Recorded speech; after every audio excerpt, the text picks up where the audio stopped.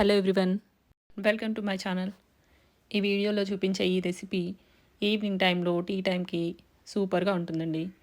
ఇందుకోసం మీడియం సైజులో ఉండే 3-4 ఆలుగడ్డల్ని ఉడికించుకొని మెత్తగా ఇలా గుజ్జు చేసుకొని ఒక బౌల్లో వేసుకోండి.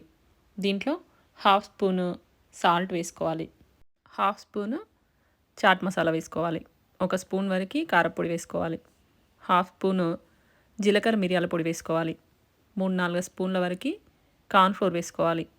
కార్న్ఫ్లోర్ వేసుకోవడం వల్ల మనం ఇవి ఫ్రై చేసినప్పుడు ఆయిల్లో ఈ మిక్చర్ విడిపోకుండా ఉంటుంది. హాఫ్ స్పూన్ పసుపు వేసుకొని అన్నీ కలిసేలాగా బాగా కలుపుకొని పక్కన పెట్టుకోండి. ఒక బౌల్ తీసుకొని దాంట్లో 1 కప్పు వరకు గోధుమ పిండి వేసుకోవాలి. దీంట్లో 1 స్పూన్ ఓమని చేత్తో నలిపి ఇందులో వేసుకోండి. హాఫ్ స్పూన్ సాల్ట్ వేసుకోండి. హాఫ్ స్పూన్ వరకు కలోంజీ వేసుకోండి. ఇవి లేకపోతే వేయకపోయినా పర్వాలేదు. ఇవన్నీ బాగా కలుపుకోవాలి. దీంట్లో కొద్దిగా వాటర్ పోస్తూ గోధుమ పిండిని చపాతీ పిండిలాగా కలిపి పెట్టుకోండి.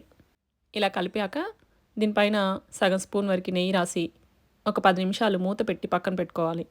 10 నిమిషాల తర్వాత ఈ పిండి అంతా చపాతీలాగా ఒత్తుకోవాలి. అన్ని చపాతీలు తయారైన తర్వాత ముందుగా తయారు చేసి పెట్టుకున్న ఆలుగడ్డ మిశ్రమాన్ని ఈ చపాతీల పైన ఒక లేయర్ లాగా రాసుకోవాలి. ఇలా చపాతీ మొత్తం ఈ మిశ్రమాన్ని వేసుకున్న తర్వాత ఇంకొక చపాతీని దానిపైన పెట్టి ఒకసారి గట్టిగా ప్రెస్ చేయండి. ప్రెస్ చేశాక ఇలా స్క్వేర్ షేప్లో కట్ చేసుకోవాలి. ఇలా అన్నీ కట్ చేసుకున్న తర్వాత ఈ స్క్వేర్ షేప్స్ని మనం ఒక ఫ్లవర్ షేప్ లాగా ఇలా ఫోల్డ్ చేసుకోవాలి. దీంట్లో స్క్వేర్ షేప్లో లేని వాటిని వీడియోలో చూపిస్తున్నాను కదా, అలా ఫోల్డ్ చేసుకోండి. ఇలా మనం కొన్ని ఫోల్డ్ చేయగానే మన చేతులకి గోధుమ పిండి అత్తుకొని మళ్ళీ ఫోల్డ్ చేయడానికి వీలు కాకుండా ఉంటుంది. అలాంటప్పుడు కొద్దిగా పిండిని చేతికి రాసుకొని ఫోల్డ్ చేసుకోండి. ఇలాగే అన్నీ ఫోల్డ్ చేసుకొని పక్కన పెట్టుకోండి.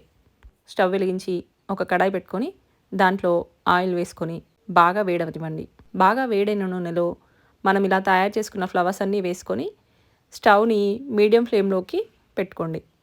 మీడియం ఫ్లేమ్లోనే ఇవన్నీ మనం ఫ్రై చేసుకోవాల్సి ఉంటుంది. ఇవి మంచి క్రిస్పీగా అయ్యేదాకా కలుపుతూ మంచి కలర్ వచ్చేదాకా ఫ్రై చేసుకోవాలి. ఇలాగే మనం చేసుకున్న అన్ని ఫ్లవర్స్ ఫ్రై చేసామంటే టేస్టీగా ఉండే ఫ్లవర్ సమోసా రెడీ.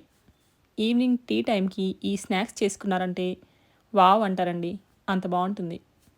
ఇది మీరు ఇంట్లో ట్రై చేసి మీకు ఎలా వచ్చింది, మీకు నచ్చిందా లేదా అని కామెంట్ సెక్షన్లో తెలియజేయండి. ఈ వీడియో మీకు నచ్చితే తప్పకుండా లైక్ చేయండి.